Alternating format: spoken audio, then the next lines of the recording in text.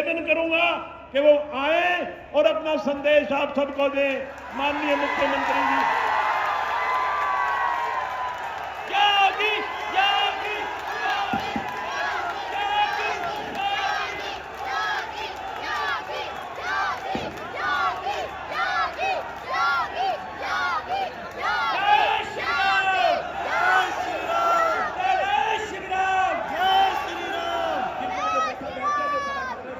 हिसार और हांसी की ऐस धरती पे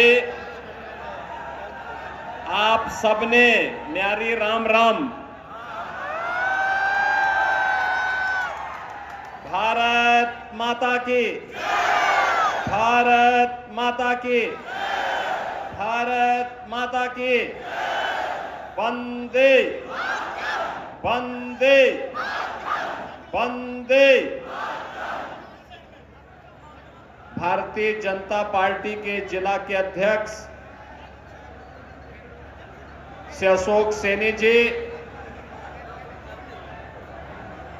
कार्यक्रम के संयोजक श्री नरेश यादव जी, लोकप्रिय विधायक और भारतीय जनता पार्टी के लोकप्रिय प्रत्याशी श्री विनोद प्याला जी, प्रवीण तायल जी, राजपाल यादव जी, श्रीमती नेहा धवन जी, श्री विनय जैन जी, महंत सागरनाथ जी, राजेश ठकराल जी, वेद नारंग जी और भारी संख्या में हांसी विधानसभा क्षेत्र में जुड़े हुए सभी मेरे उपस्थित बहनों और भाइयों, अपनी ऐतिहासिक धरोहर के लिए विख्यात असीगढ़ किला और लाल सड़क जैसी कई ऐतिहासिक साइट्स जिसके पास धरोहर के रूप में मौजूद हो, ऐसी हांसी की इस पावन धरा को कोटि कोटि नमन करते हुए मैं आप सबका हृदय से अभिनंदन करता हूं।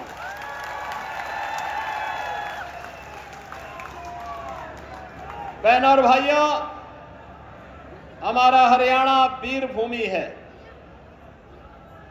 परिश्रमी भी है।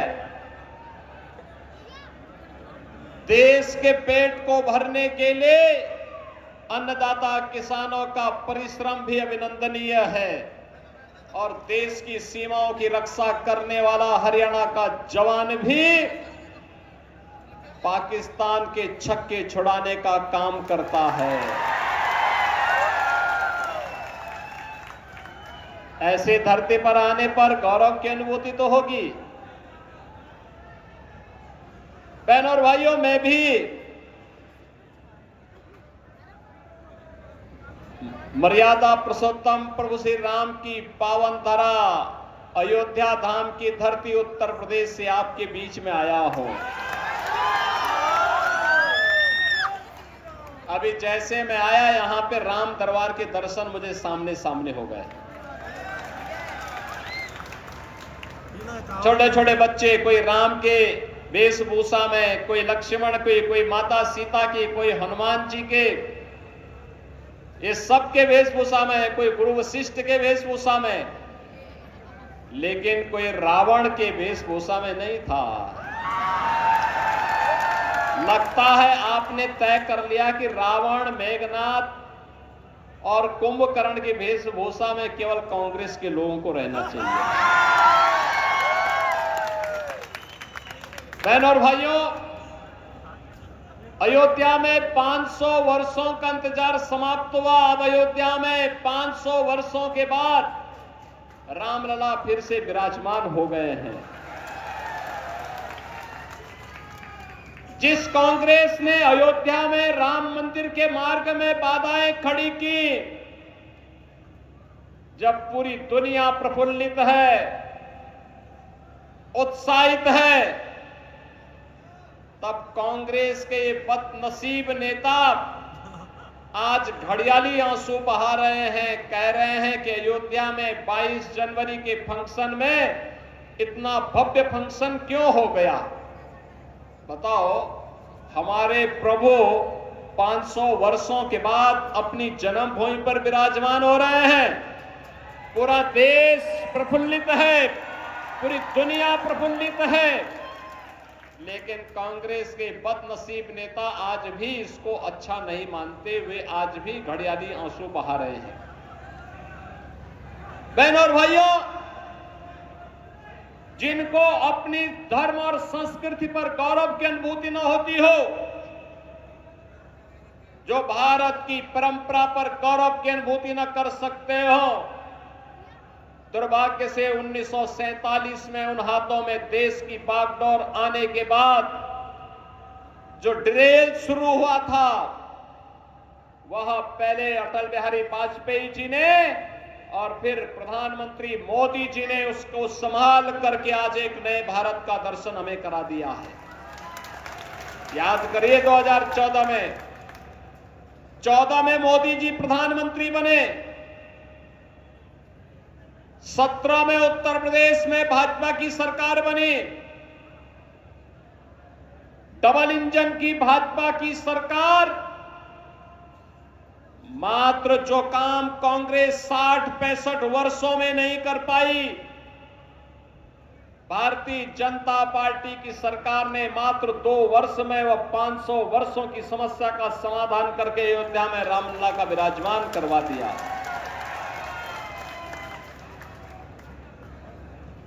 जो राम की संस्कृति को कोस रहे हैं, बहनों और भाइयों, राम की संस्कृति को कोसने वाला वही व्यक्ति होगा जो रोम की संस्कृति पर विश्वास करता होगा। ये रोम की संस्कृति को मानने वाले लोग आज राम की संस्कृति को उसको कोसने का काम कर रहे हैं, अपमानित करने का काम कर रहे हैं। लगातार यही कार्य करते रहे ये लोग, और इसीलिए मैं आपसे कहने के लिए आया हूं, बहनों और भाइयों, जो राम का नहीं, एक तो घोषणा करिए, जो राम का नहीं वो हमारे किसी काम का नहीं, जो राम का नहीं वो हमारे किसी काम का नहीं। राम तो भारत राष्ट्र के प्रतीक हैं। इधर आयो, बार-बार करें। भारत के स्वाधीनता संग्राम सेनानियों, भारत ने संसद के जब देश के संविधान को बनाने का काम किया, तो संविधान में जो मूल प्रति है, उस मूल प्रति में पुष्पक विमान से भगवान राम का, माता जानकी, लक्ष्मण जी, हनुमान जी के साथ अयोध्या आगमन का चित्र आज भी बना हुआ है। और इसीलिए तो राष्ट्रपिता महात्मा गांधी ने कहा था, भारत के अंदर शासन की, सुशासन की व्यवस्था का आधार कोई बन सकता है तो मात्र राम राज्य हो सकता है, राम राज्य। और उस राम राज्य को जमीनी हकीकत पर लाने का काम कोई कर रहा है तो अब प्रधानमंत्री मोदी जी कर रहे हैं। मुझे बताइए, देश में जब संकट आता है, कभी कहीं कोई आपदा आ गई, आपने कहीं किसी आपदा में कांग्रेस के नेताओं को सेवा के कार्यों के साथ जुड़ते हुए देखा है क्या? आपदा मानते किसी एक क्षेत्र विशेष में आती होगी, लेकिन कोरोना महामारी तो पूरी दुनिया के अंदर आई थी, पूरा देश इसकी चपेट में आया था। श्री राहुल गांधी कहीं गए थे क्या? बहनों और भाइयों, जब कोरोना महामारी के दौरान सेवा की बात आई थी तो केवल भाजपा का कार्यकर्ता प्रधानमंत्री मोदी जी और भारतीय जनता पार्टी के राष्ट्रीय अध्यक्ष जेपी नड्डा जी के आह्वान पर सेवा ही संगठन है संकल्प के साथ अपनी जान की परवाह के बगैर जनता जनार्दन की सेवा कर रहे थे। बहनों और भाइयों, देश के संकट के समय राहुल जी को 140 करोड़ के भारतवासी याद नहीं आते, उस समय उन्हें याद आती है इटली में नानी याद आती है, जो आपके संकट के समय आपके साथ नहीं खड़े हो सकते। तो क्या उनको चुन करके भेजना चाहिए क्या? एक गलती कभी मत करना। यह देश लगातार गलती पे गलती क्या करता गया कि इन लोगों ने देश की सुरक्षा के साथ खिलवाड़ किया। इन लोगों ने देश में आतंकवाद की जननी कांग्रेस, उग्रवाद की जननी कांग्रेस, नक्सलवाद की जननी कांग्रेस, भ्रष्टाचार की जननी कांग्रेस और माफिया और कांग्रेस तो ऐसे हैं जैसे एक दूसरे के पूरक बन गए हैं। चोली दामन का इनका साथ हो गया है। वह माइनिंग माफिया हो, वह वन माफिया हो, वह पशु माफिया हो या संगठित अपराध में लिप्त माफिया, इन सब के साथ इनका गठजोड़ है। ये जनता जनार्दन का शोषण करते हैं। भारतीय जनता पार्टी सुरक्षा का नाम है। भारतीय जनता पार्टी समाधान का नाम है। भारतीय जनता पार्टी बिना भेदभाव के विकास की योजनाओं को पहुंचाने का नाम है। भारतीय जनता पार्टी बिना भेदभाव के विकास की योजनाओं को हर गरीब तक, हर किसान तक, हर नौजवान तक, हर महिला तक पहुंचाने का नाम है। बहनों और भाइयों, मुझे बताओ, ये कांग्रेस के समय में किसान आत्महत्या करता था कि नहीं करता था? आज देश के 12 करोड़ किसान परिवारों को प्रधानमंत्री सम्मान निधि का लाभ प्राप्त हो गया है। कांग्रेस ने क्यों नहीं दिया, लेकिन मोदी जी ने दिया है। 80 करोड़ गरीब फ्री में राशन की सुविधा का लाभ प्राप्त कर रहे हैं। 60 करोड़ गरीबों को 5 लाख रुपए की आयुष्मान भारत की सुविधा प्राप्त हो रही है। 12 करोड़ गरीबों के घर में शौचालय बन गए हैं। 10 करोड़ गरीबों के घर में उज्ज्वला योजना का रसोई गैस का सिलेंडर पहुंच गया है। और बहनों और भाइयों, 4 करोड़ गरीबों के घर भी बन गए हैं। 4 करोड़ गरीबों के घर।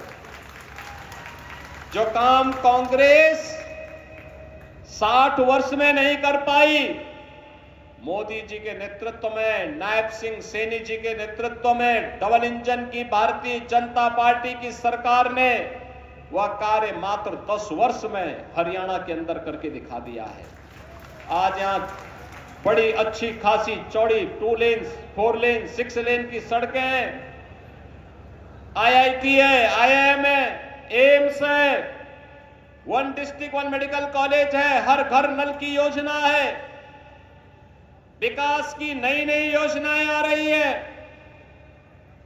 उद्योग आ रहे हैं, निवेश आ रहे हैं, नौजवानों के लिए नौकरी है, किसानों के लिए तमाम प्रकार की सौगात है। बहनों और भाइयों, ये काम आखिर कांग्रेस क्यों नहीं कर रही थी? कांग्रेस को अराजकता और अव्यवस्था फैलाने से ही फुर्सत नहीं थी। इनके समय में न बेटी सुरक्षित थी, न व्यापारी का सम्मान था, न दलित सुरक्षित था और न ही किसी व्यक्ति की दौलत ही सुरक्षित थी। इसलिए बहनों और भाइयों, आज जब आपको चुनाव का निर्णय लेना है हरियाणा के अंदर, मैं आप सबका यही आह्वान करने के लिए आया हूं।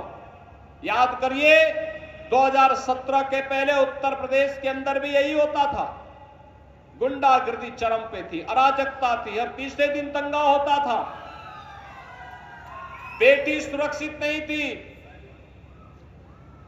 बड़े बड़े माफिया सत्ता के पैरेलल व्यवस्था संचालित करते थे।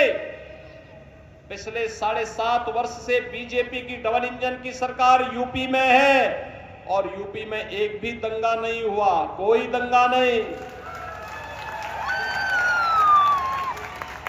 नो कर्फ्यू, नो दंगा, यूपी में है सब चंगा। क्योंकि माफिया, जो बड़े बड़े माफिया थे, दुर्दांत माफिया थे, वे या तो जेल चले गए या फिर जहन्नुम की यात्रा में। राम नाम सत्य है। और इसीलिए आज मैं आपसे कहने के लिए आया हूं, यह कार्य केवल बीजेपी करेगी सुरक्षा प्रदान करने का, बिना भेदभाव की सुरक्षा, बिना भेदभाव के सम्मान, बिना भेदभाव के गरीब कल्याणकारी योजनाएं और बिना भेदभाव के अयोध्या में राम मंदिर का निर्माण हो गया है। हर धर्म स्थल को, उसके आध्यात्मिक वैभव को पुनर्स्थापित करने का काम भारतीय जनता पार्टी कर रही है। विरासत और विकास की योजना को एक साथ कोई ले जा सकता है तो केवल भाजपा ले जा सकती है। कांग्रेस के लोग तो विरासत की जब बात करते हैं तो इन्हें भारत नहीं, राम नहीं, इन्हें रोम और इटली याद आता है। ये जाए ना वहीं पे, ये वहीं की चर्चा करें। वोट यहां से क्यों मांगने के लिए आए? हरियाणा, रांची से या हिसार से क्यों वोट मांगने के लिए आए हैं? वहीं से वोट मांगे। और इसीलिए मैं आप सबसे अपील करूंगा, हिसार वासियों से अपील करूंगा, ये डबल इंजन सरकार की ताकत को समझ करके हरियाणा को धाकड़ हरियाणा बनाने के लिए फिर से हमें मिलकर के काम करना होगा। और इसके लिए भारतीय जनता पार्टी ने श्री विनोद प्यादा जी को आपका प्रत्याशी बना करके आपके बीच में उतारा है। विनोद जी को चुनाव जिता करके भेजेंगे। 5 अक्टूबर को जब चुनाव होगा तब शारदीय नवरात्रि की आदि शक्ति मां भगवती दुर्गा के पूजन का तीसरी तिथि होगी।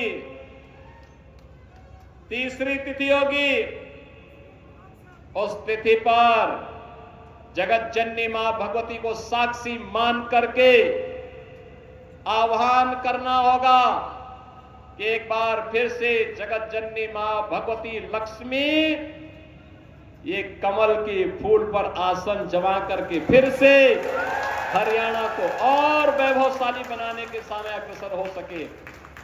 इसके लिए कमल का बटन दबाना होगा मां लक्ष्मी का आह्वान करने के लिए। सहमत है ना? सहमत है ना? तो चुनाव जिता करके भेजेंगे। आपका उत्साह के लिए मैं आपका अभिनंदन करता हूं। जो उत्साह आप दिखा रहे हैं, बस इस उत्साह को 5 अक्टूबर तक बने रहने दीजिए। कांग्रेस की जमानत जब्त करिए। जिन्होंने हरियाणा को लूटा है उनको सबक सिखाइए और हरियाणा को फिर से विकास की डबल इंजन सरकार की डबल स्पीड के साथ आगे बढ़ाने की तैयारी के साथ आगे बढ़िए। यही अपील आप सबसे करते हुए आप सब मेरे साथ बोलेंगे, भारत माता की, भारत माता की, भारत माता की।